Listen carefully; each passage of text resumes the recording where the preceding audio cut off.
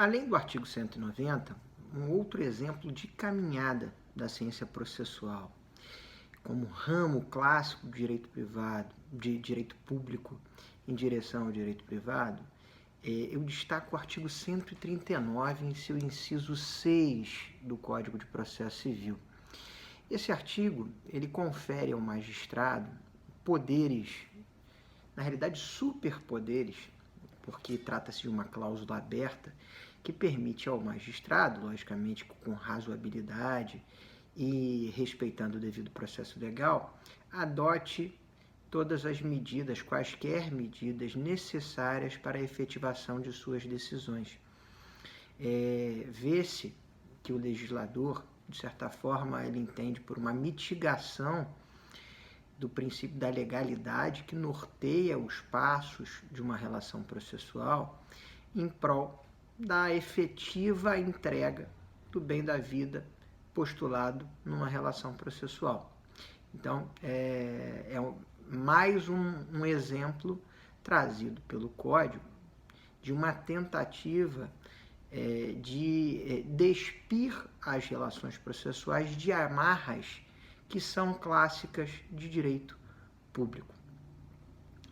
Existe um trabalho que eu recomendo a leitura aos senhores, do professor Fernando da Fonseca Gargiardoni. O professor Fernando Gargiardoni é um professor da USP, é o trabalho de doutorado dele da USP, em que ele sustenta a possibilidade de flexibilização, inclusive, do procedimento comum pelo próprio magistrado. O magistrado ele poderia, desde que presentes o elemento motivação, o elemento utilidade e, evidentemente, não se perpetrue nenhum tipo de prejuízo às partes envolvidas, o magistrado ele teria um dirigismo processual e poderia subverter a ordem prevista para processamento desse procedimento comum. Então, eu sugiro a leitura, o professor Fernando é muito preparado. A única ponderação que eu faço é que essa flexibilização procedimental, ela pode, de certa forma, trazer agressões à segurança jurídica, que é um bem valiosíssimo numa relação processual. As partes e os jurisdicionados interessados numa decisão judicial, eles precisam conhecer previamente a regra do jogo. Se eles não tiverem acesso à regra do jogo e se eles forem surpreendidos ou puderem ser surpreendidos, veja que o Código,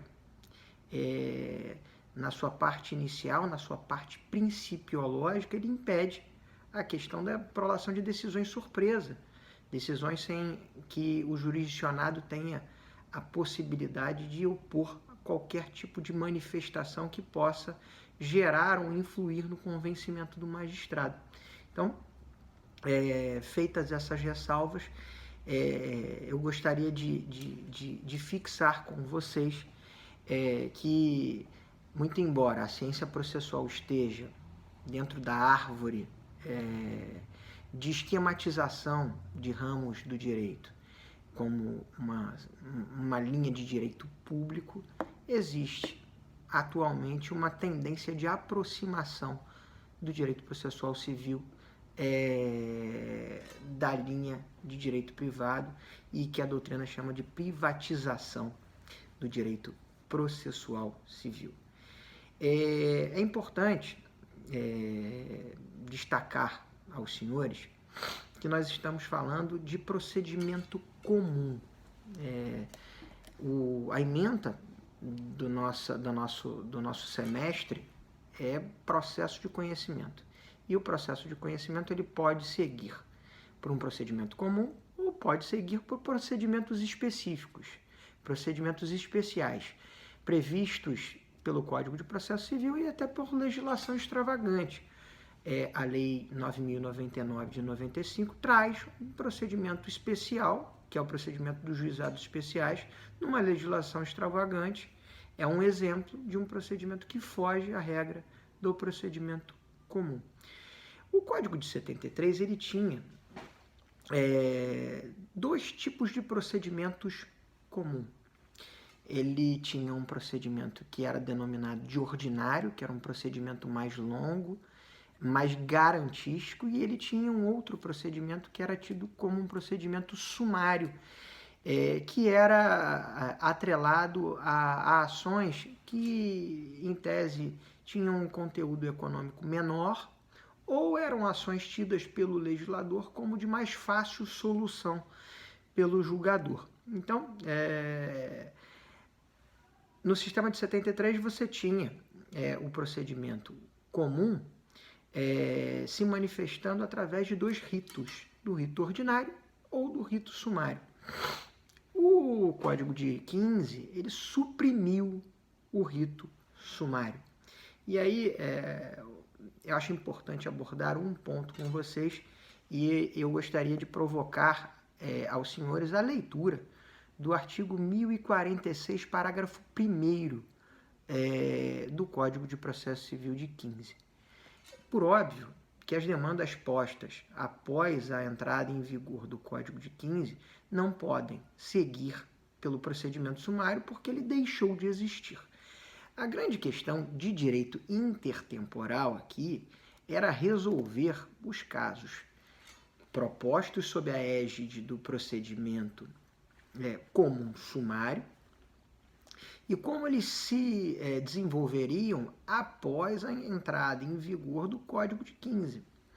O legislador escolheu uma solução de direito intertemporal que destaca, e essa solução está no artigo 1046 do Código de Processo Civil, no seu parágrafo 1º.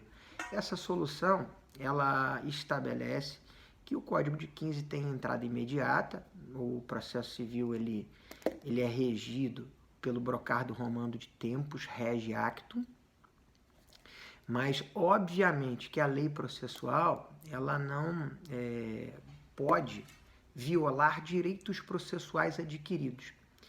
Então, a solução de direito intertemporal trazida pelo Código os casos propostos sob a égide do Código de 73, sob o rito sumário, e não sentenciados, eles seguem sendo conduzidos sob o rito do Código de 73. Se o caso tivesse sido sentenciado, o procedimento praticamente está esgotado, você tem ali um desdobramento da prestação jurisdicional na fase recursal, mas o cumprimento de sentença ele já é aderente ao Código de 15.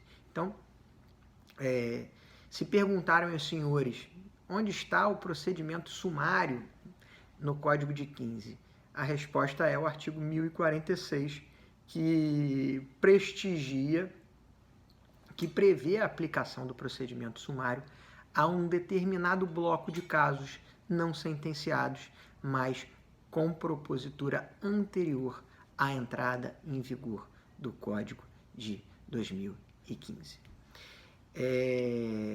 Falei aos senhores que o processo de conhecimento, que tem a sua tramitação mais comum através de um procedimento tido pelo legislador como comum, ele é um procedimento destinado à prolação de sentenças. Mas disse também aos senhores que cada vez mais a ciência processual